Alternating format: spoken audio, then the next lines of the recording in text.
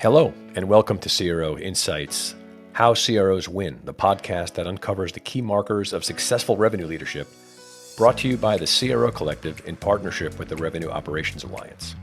In each episode, we'll explore the CRO career path, the major challenges facing CROs today, and discover strategies for building aligned revenue engines that scale your company's growth. Hi, Michael. Hi, thanks for having me. All right, good. So I'm in the Northeast in the United States, and Michael's coming in from Brisbane, and it's 11 o'clock where you are. Is that right?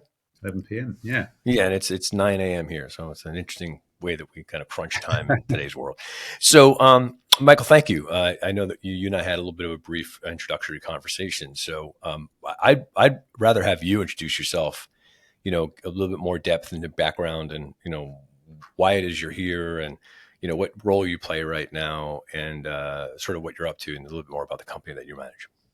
Yeah, sure. So, Michael Reid, the CEO of Megaport. So, my background, I suppose, prior to Megaport, I was the CRO at Thousand Eyes, which was a SaaS-based company acquired by Cisco. And prior to that, I ran a whole bunch of other different acquisitions throughout my time living in the Bay Area near San Francisco for about 5 years. Prior to that, I ran Northern region of Australia for Cisco, and prior to that, I ran banking and finance and sales. So I've sort of came up through the ranks in a sales capacity and had an opportunity to run a number of global businesses from a sales perspective or CRO function, and then was the CRO at Thousand Eyes, which was a lot of fun. Stepped into that company when there was about 150 people in the CRO function. We grew that to 400. Had a chance to scale that business, which was incredibly, what an amazing journey, certainly at the time from a growth perspective.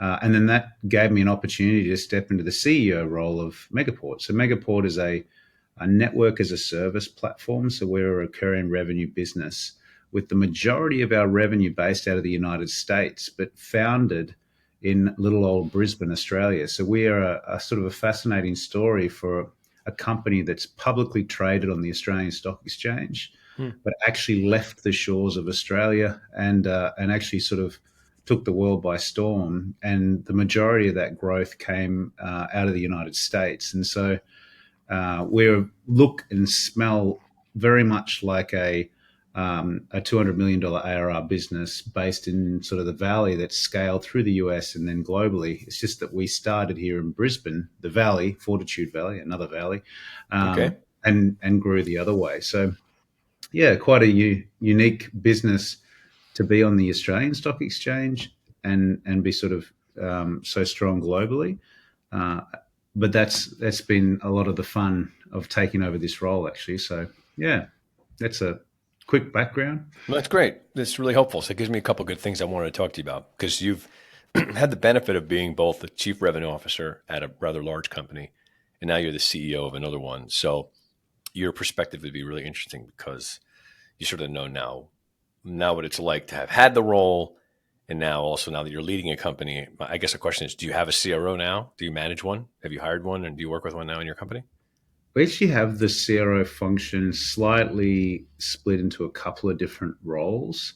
So if you look at it, I have a head of North American All Strategic Alliances globally, and then all of the customer, all of the partner and channel business, including our data center operators, in another function.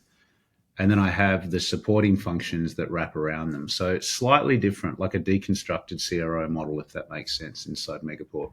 But we are a bit smaller. So we're only 275 people actually delivering that, 200 million of ARR. So it's a really interesting business, highly automated and distributed in an interesting way. So I can talk more about that. But yeah, you could. I mean, I think it's interesting because this is a big part of the conversation we have is how the CRO function or role is different based on the business model, the revenue model, the commercial model, the delivery model, right? So in the world of the chief revenue officer, the CRO Collective is at a high level, maybe talk about we agree on this. The CRO is someone, ultimately, an authority, a revenue leader who is responsible for all revenue-related functions of the company. They report into the CEO, and their job is to orchestrate all the functions that lead to revenue. And that Yes. includes sales, that includes marketing, that includes customer growth and retention, et cetera, et cetera. And I understand that when the companies get more complicated, it certainly still there's some neck to choke with a person who has the title, but it's a function, and it's a function that's being led by a lot of people. So in that context, I'd love to hear more about the way that you did that and about the business that you run right now. Yeah. So I might give you my perspective and lead into it with my perspective on a CRO to CEO role as it sort of leads into it. So Yep. Mm-hmm. I think that the CRO role is a really multidisciplinary role. It's funny because I think you have different paths, but it's like every role you take is always a step up, and there's a whole range of things that you've never done. That when you step into a new role, in theory, if you're moving up, there's always components of that you've never had the experience. There's a newness to any new thing, correct? No doubt about it. Yes. Yes. But I think one of the hardest steps is actually not the step from CRO to CEO. It's actually probably from like the head of North American sales, which is your traditional line, to Mm-hmm. then step into a CRO role. And the reason I believe that's a harder step, I'm not saying a CEO role is easy, by the way, but I think it's a harder step to go from like head of North American sales, if that's your path, to that CRO, because you traditionally come up through a line of front. Let's say you start your career, you're an inside seller, you're an SDR, you're hunting, you progress to maybe it's an account manager role or a frontline sales function. You do really well there, and you get promoted to a frontline manager role, and then you get to next line manager, you get sort of a regional manager, then a director role. It's all in sales, and you're all managing a forecast, drive, hustle, close deals, med pick, whatever process that you're Yep. driving, activity, hunger, drive, close the quarter, start again, wipe the board, let's go. It's sort of a one-dimensional Yep. It's approach. very linear. It's very focused. It's very much based on a acquisition hunter mode almost constantly in a Constantly. perpetual day-to-day Yeah, moment. You sleep that way too. I know. correct. Yeah. You get up, Yes. you breathe, you're hungry. Now, Exactly. there are different modes, so that you could be like a commercial rep where you're dealing with like a smaller customer set from in terms of size of customer. So it's a lot more of a velocity motion. Or you could have a medium set of size customers. You could have very high end enterprise. You could have one account. Your entire focus is just to be strategic on that. Could do one deal in 18 months, whatever. There are varied scopes inside those roles.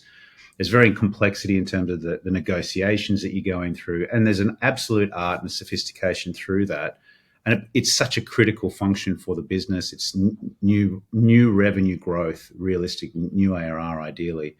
But that can come from existing customers expansion, or it can come from net new logos. Anyway, it's an art in itself, but you sort of progress up through that line. And all of a sudden you get promoted through these roles, but you end up as head of North America. And in some instances, you can literally just have the frontline sellers that are bringing net new logos and new ARR. And then all of a sudden you step to the CRO role, and you have this thing called customer success that appears, which is a different animal. Yep. And then you have this channel business, which is totally different. And you probably grew up thinking customer success is this sort of, the odd duck in this thing, and they're not this, and you've got a viewpoint of that, and you think channel has never helped you with anything, and it's all about frontline sales and this, that, and the other. And then you get up there and you realize that there's these solutions architects that you're running. Channel's a different view. You have this thing called RevOps. What on earth is that? Now all of a sudden you're responsible for the rigor, the automation, the tools, the systems, the stuff that you probably hated doing when you were in that frontline sales function. Yep. But now all of a sudden you find yourself making decisions around the automation of the business, how the company will flow from a medpick style. Is that what you're going to choose? And then how does that drive back into how you monitor it with Salesforce, or is it Clary? Or this is a new world. So I think that leap is much harder. You're also running finance. You're really responsible for HR. The legal negotiations come into play. You have an absolute responsibility to drive the revenue overall. So all of a sudden you care about the recurring nature of it versus just the win. And all of a sudden customer success, you realize the true value of customer success. And actually more of the business is responsible by the customer success team than these frontline sellers that when you were in that space, you thought it was all about that. So I think that's the hardest step in these businesses, because you've got to step into that role and truly understand the value that each of those functions brings. And you have to become very much not necessarily an expert. You have to be deeply understanding of the value of each one of those. You have to understand how each one runs, and then you have to put systems and structures and processes and a belief around them.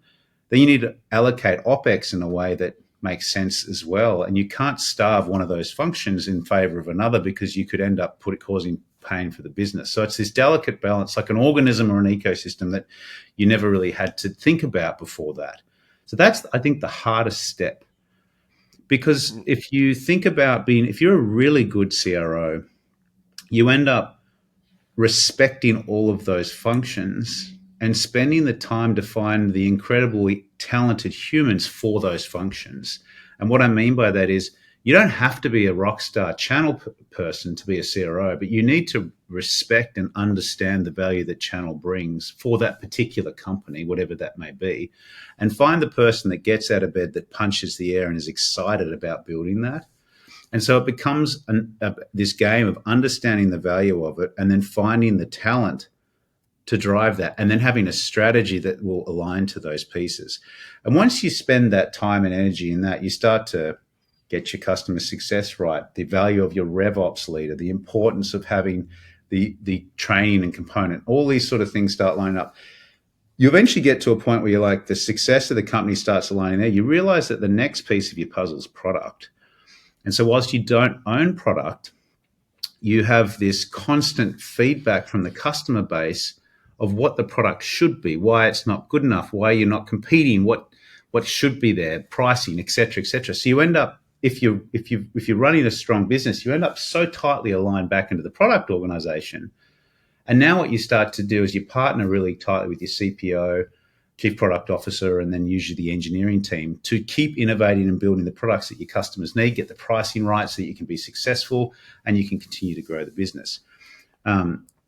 These sorts of pieces of the puzzle, to step from that into a CEO role is actually not too difficult. And what I mean by that is, the only thing you're adding to the control is, well, there's a few, but the biggest change in being a CEO is you now have responsibility for product.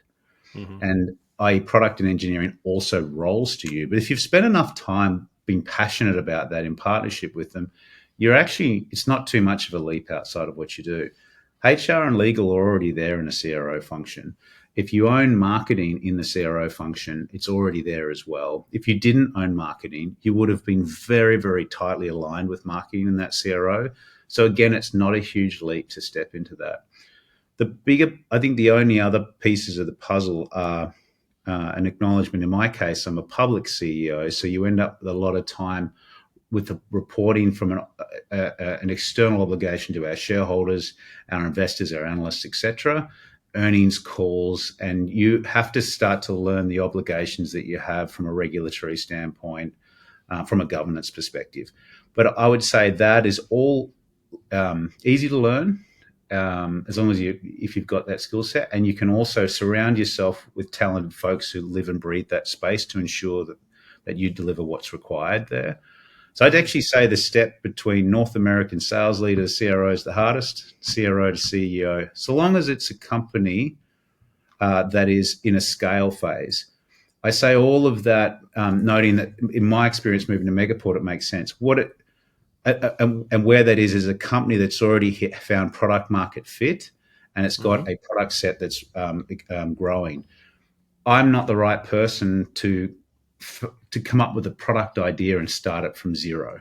I'm not the product founder and code. I'm not coding products, and that's where I think there's a difference between CEO founders of VC-backed companies that literally had the idea of the product, built it, scaled it, and grew it, and became that CEO. I think there's the opportunity for a CRO to CEO is after they've found product market fit and they're looking to scale and grow. Yeah. It all makes sense. It's great. You're speaking my language here. It's great. And I agree with everything you said. down to the letter. And I want to talk to you about a couple of things, because you're speaking to an issue that is pervasive in today's marketplace, which is the fact that you move, basically what you said is from what I would call a functional mindset to a systems mindset. So if I'm running a sales organization, I have a functional remit. I wake up in the morning with a spear in my hand. I know exactly what that spear is supposed to do and all the things related to what that spear's intention is. And that's pretty much my world. And, no one can pull the spear out of my hand. It's like I keep it in my hand all the time, Until you because that's how throw I'm it. incentivized. I mean, that's my job. And and as long as I'm carrying that in my hand, everyone knows what I represent and what I'm supposed to do. And my context is really clear and everyone understands it. And that's how everyone works around me. And then all of a sudden you're a CRO and they take the spear out of your hand. They're like, that doesn't matter to you anymore. So just get rid of it. And you're like, whoa, hold on a second. Like I sort of, how do I define myself here? And I think that while what you said is true, the issue I have with this is that it shouldn't be that way in this respect. I think that there's a weird dynamic associated with business growth, that you need functional focus like that. You have to have somebody that is that specifically designed, like a component or a part of a car. You're a carburetor and that's your job and that's it.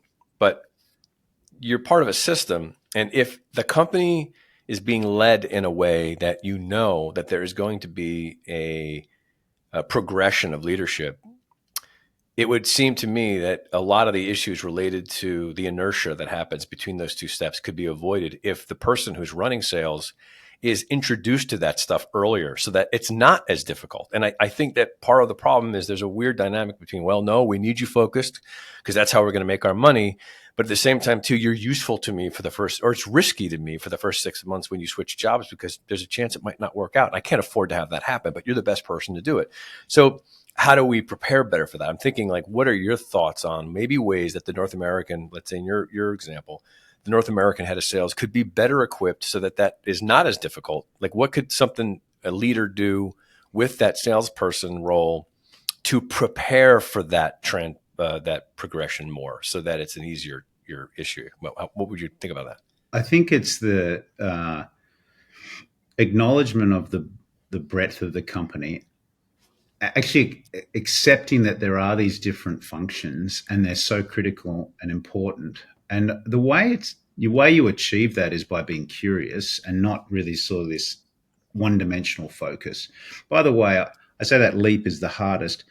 The ones who you back to make that leap are the ones that are throughout their career working incredibly tightly with customer success. Mm-hmm. If I look at it, some of the enterprise leaders inside Thousand Eyes were very, very strong at tightly aligning with that customer success team. They worked out that sort of pod mentality between customer success, frontline sales, and technical support is super powerful. And whilst they don't own the leadership for the solutions architect or the customer success, the reality is they are the leader of that pod, even though they're not a hardline leader. So they become the subscribed to leader versus that sort of command and control leadership. And that is where they bring the customer success person on the journey, the solutions architect on that journey, and then they steer the ship. It happens quite often with deep enterprise customers where you're sort of corralling multiple complex components. No doubt about that. More complicated businesses require that sort of integration. But if you're in a SaaS business where it's very subscription based, you don't have that a lot. There's renewals and you get new customers and it's a factory, you move it on and you walk away. And, a lot of the companies I deal with are less service based. They're more SaaS based. And that's not by design. That's just the way it worked out. I'm finding it's actually more interesting to work with enterprise businesses. And I say enterprise not because it's a distinction of their size. It's just a distinction of the type of business they're in. They're selling something that's a more complex offering that requires more time to buy and more people to use, right? And so you're right. And that's going to necessitate that more people are involved in the beginning process in order to make sure the product sticks. And so by nature of that business, you're going to have more people involved and you have to create a business where there's a lot more cooperation to get the thing across the board.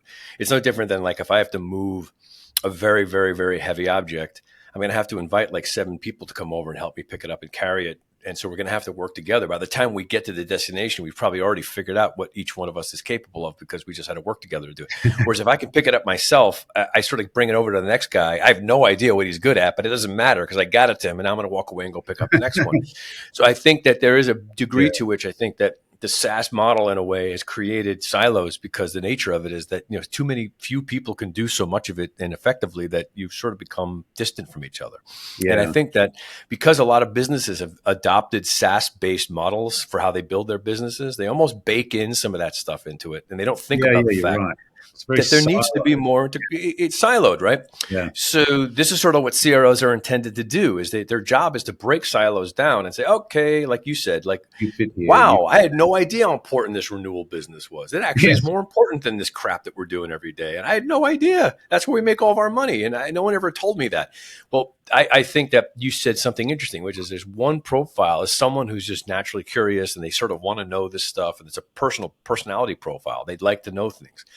So, you're lucky enough to get somebody in a job that they're naturally curious. They're going to be someone whom you look at them and by their nature, they're going to want to look at the world that way. And they're probably going to be good for the job. But what if I don't have that? What if I have someone who's an amazing head of sales, but they're not really curious? What can I do as an organization to force that curiosity so that it can happen without me having to worry about, accidentally finding the right person and maybe making a culture one that fosters that sort of thing?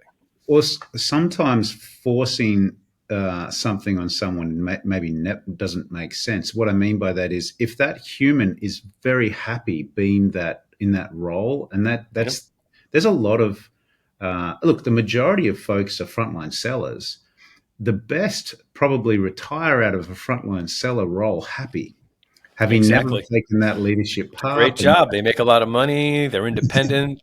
They wake up with a spear in their hand every morning. They come home with a pelt and they do it every day and they're happy. I agree. You do a perfectly good job.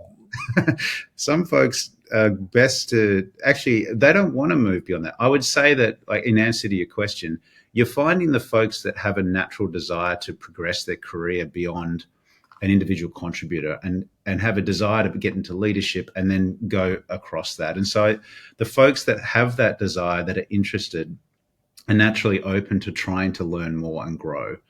And that's a much easier path to follow. And sometimes people need a little bit of guidance to get there. There's lots of folks where you're like, look, you're a rock star. I mean, it happened to me. I had someone that had done incredibly well from a frontline sales perspective. And eventually someone said, like, that you've got more to offer than this. I think you've proven that you can crush this over and over again. I think you're done proving it. It's now time to actually step into a leadership position. And it took someone to recognize that in me to sort of trigger it to start with. Someone sort of very senior that I respected to sort of state that. So in that instance, they sort of energized me to go and step beyond that. And if you'd asked me sort of a year or two before, I would have told you the greatest role in the history of time is an enterprise frontline sales leader. It's seller, not a leader, but and I'm never moving, And so you progress. Yeah, I had that job for 20 years. I know exactly what you mean, and it is great. An awesome job. And what happens is you're good at it. You show a propensity for it, and naturally, what's going to happen is someone above you is going to come to you and tap you on the shoulder and say, "We need you to do more, or something different, or we need you, to lead something," because you're always looking for leadership. There's a need for it. The one natural that is the ones who I find are successful in that are the folks that have gotten to a point where firstly they are successful, but they've found this moment in time where they start coaching or mentoring other younger talent, earlier in career folks, the folks that are newer, and they find themselves doing it naturally. And then there's a moment where I think you personally, it happens, I think for a lot of folks, is where the success of your mentee becomes more exciting than your own success to an extent. And when that happens, it's like that's the time to progress from a leadership perspective, because all of a sudden you've proven to yourself you can do it yourself, but you're so excited when the person that you've supported to do it does it. That's a really good trait to have from a leadership standpoint, as opposed to being, I think I've run out of runway here as a frontline seller. I think I have to move into a different role and become a leader. Probably not the right path. Yeah, no, you're right. I think it's a really cool way to codify the DNA of a future leader. There's certain milestones and observations that you make in these people whom they naturally rise into a certain level because you observe things about the way they behave that indicate that they're right for the next thing, that there's a part of their nature that's calling them to do something bigger. And they may not even be aware of it. They're just following their instincts. But you, as a seasoned leader, look at that and you go, okay, see this person? This person talks to 4 people a day and helps them do better. I didn't ask them Correct. to. Correct. So this person is someone who likely their soul is telling them to run things and they didn't even know it. So I'm going to go and I'm going to say, look, dude, what are you doing here? You're obviously want to lead things. It's So let's time. get you doing that. Okay. Whereas if you have to walk over to somebody who's, and honestly, selfish sellers are great. They make a lot of money and they do well for the company because they just want to Super make a lot of important for money. the company. They're great to have. I've had a bunch of them work for me, and I know these guys are not going to give up a dollar, but they're going to make a lot of them, and it's fine. They're a good profile for that. But I'd never ask that person to help anybody else because they would never do it. They would see it as being time away from them going out and making more money for themselves. Like, what the hell would I want to help this person for? I could spend more time on the phone making money. Okay, great. Then you keep doing that. But yes, there are people whom are more, I think they're systems thinkers. They're curious people. They have a care about other people and watching other people grow. They're stimulated by mentorship and support and coaching of other people. And they want to learn about the way that their job works by looking at the pieces that touched them. And I don't know, it's an interesting thing for us to discuss some other time. It's like, is there sort of like a skill set in how leaders are able to observe the people that work for them so that they can see this stuff better. I'm amazed sometimes. I don't think that a lot of leaders see these things. They don't look at it that way. Matter of fact, I've seen times where they say, what are you doing spending all this time working with all these other people? You should be selling. Mm. You're not making money. You're out helping other people. Stop it. I need you to sell more, as opposed to, oh, okay, this person's someone who wants to help people. I'd put them in that position, because we look at people very functionally, like we want them to do a certain thing instead of looking at their nature. And Well, it's yes, putting people in the right seat. you compensate them towards not actually being team players to an extent. You compensate them for their individual performance, and there's no benefit for them to help someone else. So Right. everything you're driving them towards says, don't do that. Don't do that. Yes. It's crazy. You know, you know what I think one of the earliest signs for a SaaS style business is the people that start to care about adoption. The reason I think adoption's the key is we talk about annual recurring revenue, and we sell this thing called annual recurring revenue. It's what everyone is paid to do. But the thing about ARR is the first R is recurring, and without it actually recurring, it's pointless revenue. And so it's like my gym membership. It is a very high risk to be not recurring because of my adoption. I don't go enough. And so the point is the reps who sell something and then worry about it being adopted, even though they don't get paid to have it adopted, it's more of a customer success function, start to be the ones that understand the importance of that for the broader business and think more about the business. And then you can, because that, if you understand that concept, you actually understand that what you're building is ARR, a recurring revenue business model. If you don't get it adopted, it doesn't recur. If it doesn't recur, it's not healthy for the business. It doesn't grow. That's the true nature of business. So it's like a three-dimensional chess thinking. So if you see that, then you actually usually see someone who is thinking about it in a different way. Yeah. This is great. So I'm curious, if you mind, you explained this to me before, but it was fascinating. Could you explain a bit more about the current business that you run and what it does and how it works and the customers you serve and the way you deliver value to people? Yeah. So Megaport is the largest network as a service platform on the planet. I call ourselves like an 11-year-old startup that's publicly traded. So we operate and act like a startup in that we are fast and we innovate hard. We're lean and we're very disruptive to the market that we're in. So we're disrupting the traditional telcos and carriers. We're providing a service where we live inside 850 data centers globally, and we've pre-built this massive network running on fiber between all those different locations. And we have about 3,000 physical devices like switches and routers in each of those locations, separate fiber contracts, like 2,000 or 3,000 contracts for fiber, stitching it together. We have 2,600 customers on top of that with 30,000 services in 26 countries. And we don't have a single human that touches that entire network. It is totally delivered via code and automated. So in less than 60 seconds, you can connect at incredible speed from any data center to a cloud, from any data center to another data center, or from any cloud to any cloud. And so it's this, quite fascinating platform that was invented to connect you to the clouds. And over the years, it's continued to expand from a product set. It's cool and a little bit niche in that in the world that we live in. Like Is all it like a cloud to cloud connecting platform? Is that basically what it is? A really good example is, in fact, how we started was when AWS came out. And if you recall, there was a time before cloud, but there was a time where AWS I was do trying remember before there was a cloud. to. There Yeah, were like databases and there were data centers and there was big hard drives and I had like a stack of hard drives on my desk that I used to fill with crap. I remember those days. Yeah. exactly. Before the cloud. Well, Yeah. during that time, I mean, Amazon, when they first came out, they were trying to convince companies that this thing called the cloud was a good idea. And then what happened is they had to get to them. So that the challenge was everyone lived in a data center. That it was all in some data, it was on-prem or it was like a co-location data Yep. center. Mm-hmm. And then Amazon comes along and says, use our cloud. Well, the cloud is just another computer in someone else's data center, Yep. Ultimately. And so you've got to get from your current infrastructure, which you'd have a ton of, and you needed to connect at a very high speed into AWS. And if you couldn't get that high speed connection, you couldn't migrate your data, your traffic, and move across. And so Amazon Web Services realized really early that they need a company like Megaport to allow you to connect instantly. So it was actually Amazon that pulled us from Australia to the US and actually got us to just roll out everywhere because the value proposition for them needed someone like Megaport to quickly connect. Because what they would do is they'd turn up to someone like JP Morgan and they'd be like, hey, there's this cool thing called the cloud. We need you to get there. They'd be like, cool, I'll sign up for that. They go and talk to their traditional telco.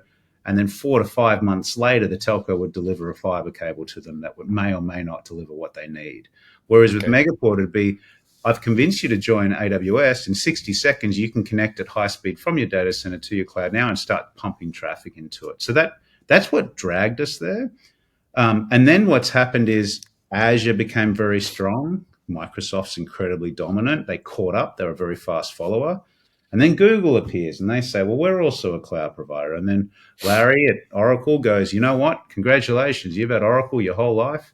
You now have Oracle Cloud. Now, all of a sudden, you had this one cloud strategy with AWS. You've just with your contract through Microsoft, you've inherited Office 365 and then all their stuff. And then Google, because someone like, whatever it is, AI something. And then you've got Oracle over there. And now what you've got are all these niche cloud providers popping up and GPU as a service. So we're seeing companies like CoreWeave who are becoming the next cloud provider with huge amounts of NVIDIA GPUs pumping out all this AI, new compute. So it's a completely different story. So it's an interesting space that we're in. Yeah, it is fascinating. It is. And what NVIDIA is doing right now is pretty amazing. I think, I look at the network requirements to run AI are, it's like crypto, it's going to be so massive to get these things going. People don't think about that. These things just don't happen. There needs to be something running it. So that's fascinating. So there's no one else doing what you're doing? Are you the only player in that particular area? Or are there competitors? We have, if you look at it, our competitors are the traditional telcos. And so it just takes them, could take up to 3 months to deliver a service. So the speed we can deliver at is instant. If it's on our network, it's instant, obviously. If it's also incredibly well priced because of the way we've built it. So we're disruptive on price, disruptive on speed, disruptive on redundancy. And what's weird about our space is we're a truly global player. If you want to connect anywhere on the planet, you can do that with us because we're in 26 countries. Most telcos are actually only terrestrial based. So if you look at it, AT&T, very strong in the US, but outside of the US, not anywhere. British Telecom is great in the UK. Deutsche Telekom, amazing in Germany. Beyond that, not that strong. Telstra in Australia, very good in Australia. Second you leave those shores. And most of it's because they owned copper cables and then the fiber assets, and it usually came from government investments. And so they have like monopolies almost in their market. But that monopoly doesn't extend to any other location because there's already another company that was from that thing that has a monopoly. So we are in this really unique space, very unique. It's very odd, actually. It's an odd space. Well, it's great. It sounds exciting, and I did some interesting looking into it when we spoke last, and it's fascinating. This solution and how relevant it is given what's going on in the marketplace today. So, I guess the way we'd wrap this up is, if you were to identify, let's say, like the top 3 most vital characteristics of a great chief revenue officer, how would you describe? Say someone came to you and said, "Michael, I'm looking for a chief revenue officer. What are the qualities that I should be looking for in somebody, and what would indicate that someone is the right person for this job?" I think the first piece is you've got to have the hunger and drive. They're not easy roles. You really have to have this relentless drive to understand each part of the functions that you're leading, and ensure that you're winning in each space. It just takes a huge amount of time and energy. So the first thing I'd say is that you've got to be all in personally and professionally for that. I think you've got to have come from a background where you're very strong in one or two of those functions. Most folks come from the frontline sales piece.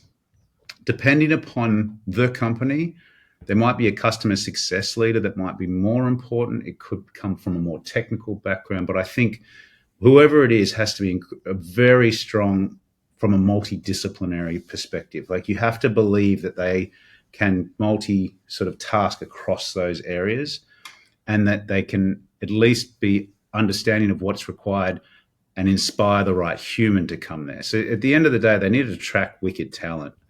They don't have to be perfect at every function, but they need to acknowledge it and then find the right talent for that. And so they've got to inspire a good human to come across. So if you're looking at that, you'd want to see someone that has a viewpoint on maybe the people that they know for those roles, or that they can hire quickly with their connections. The hiring part's the trickiest, and so if you come with previous relationships with folks you trust and believe in, that's awesome. The only other thing I'll say on that piece is, quite often each company is different. So you take one CRO out of one company and put them in a CRO in a different company, and what you find is this motions are different. The buying center could be different. It could be a velocity motion versus a high-end enterprise. It's not always it's not like one size fits all. I think it's you need horses for courses, and so I think you just need to acknowledge that each role could be different. And someone who could be highly successful in one doesn't necessarily mean they'd be successful in the other. So put the energy into finding the right human for that. And I've seen that a lot, in that people put the wrong CRO into that business.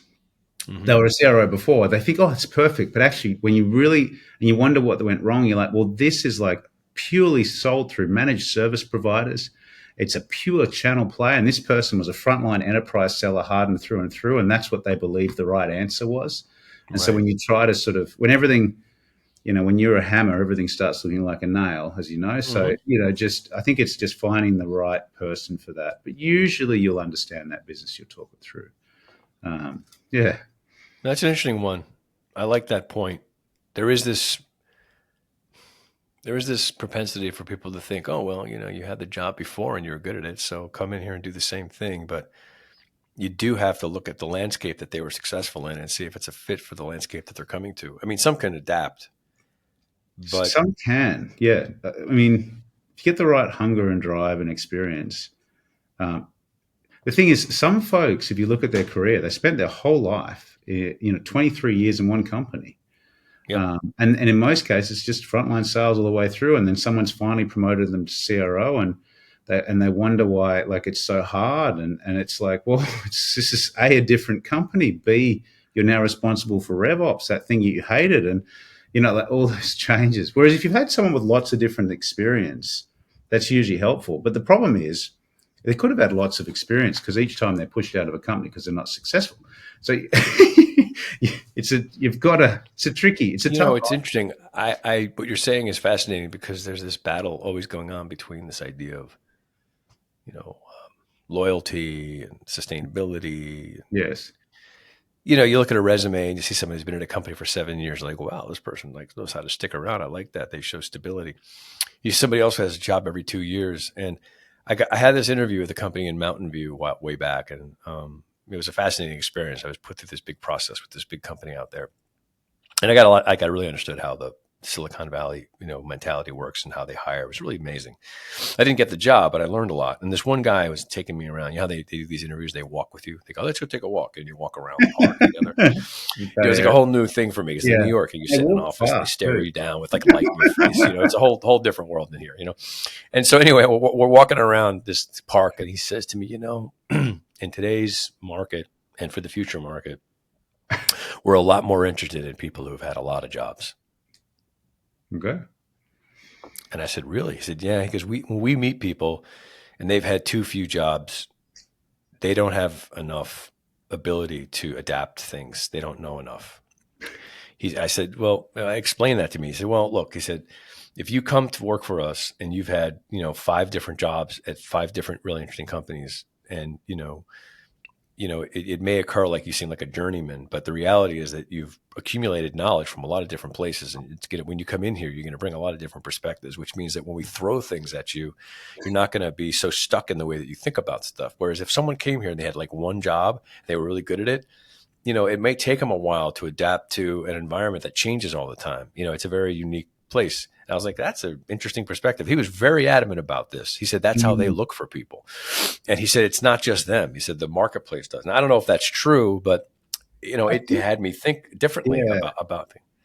I think there is a small, it is potentially truth in that. I think it depends. I mean, it depends on whether the person was successful at these companies, but then it Well, begs sure. the Yeah. If they got question. kicked out every 2 years, that's probably Exactly. not a bad Well, thing. Yeah. that's usually what happens. I mean, think about it. If you're highly successful at a company, the likelihood is that you stay because you Yeah. enjoy the success, you're earning great money, you love the product, you love what. So I think there's also a lot of truth in that. I think you've just got to assess the human and then work out, do some digging from some of the people that you jointly connected with and find out if are they an asshole? That's the first thing. Yeah. They're a Big good time. human, and then Huge. are they capable? Were they successful at the previous company or not? What I do find, I mean, that statement. I've met folks who have had lots of roles, and I typically used to rule them out if they'd had too many too quickly. But I did have a person that we hiring here who had this sort of lots and lots of role changes. What had happened? It was like he went to a startup. The startup failed. Went under. Mm-hmm. He got another job with another startup. Was excited about that. They made everyone redundant. Then he got another company, and then that company got acquired. He had this funny run where it actually was an actual story for each one. But that to an extent makes sense. But again, you got to check, check. Yeah. I think if I were to kind of like maybe even just get more succinct here, I think a lot of it's luck. I hate to say that, Yeah, agreed. but it really is. I mean, it's like a marriage. I have friends of mine who have really great marriages, and they say to me, I don't know, I got lucky. I mean, it was great and it went well, but how could I have known that this was going to be like this? You have a little bit of information to work on when you first get involved with each other, and it just worked out. And then other people who are so I know that there's not a lot of skill in that, but I do think a lot of it is there's energy and chemistry, that right place, right time, right person, right situation. And it's hard to sort of science your way through it, but you do have to apply some obvious principles and look for certain qualities and characteristics, because that's going to get you closer to having your luck will improve. But I think there's a bit of a degree of that.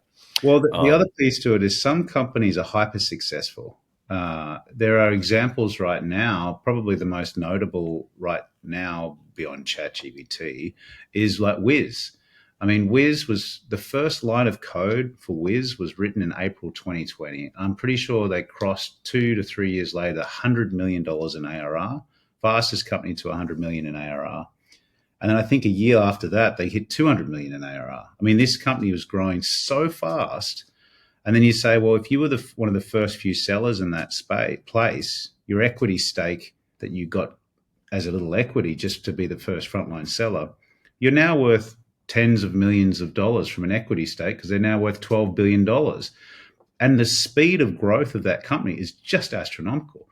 99.999% of startups still haven't even hit $1 billion valuation after 10 to 12 years, and this thing's there in 3 years. So there's an element of luck, to your point, around landing at the right company at the right time. And we all look at the people. You're always looking at you always hear the stories of the one or two that lands in one of those, and you think that's repeatable. It's very difficult to repeat. That's very hard to predict what that will be.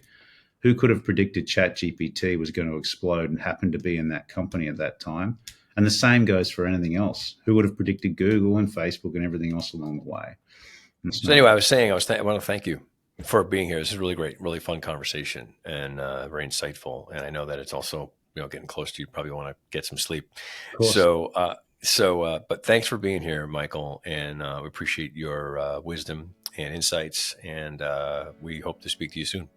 Pleasure. Thanks, Warren. Cheers. Thanks for listening to the CRO Insights podcast.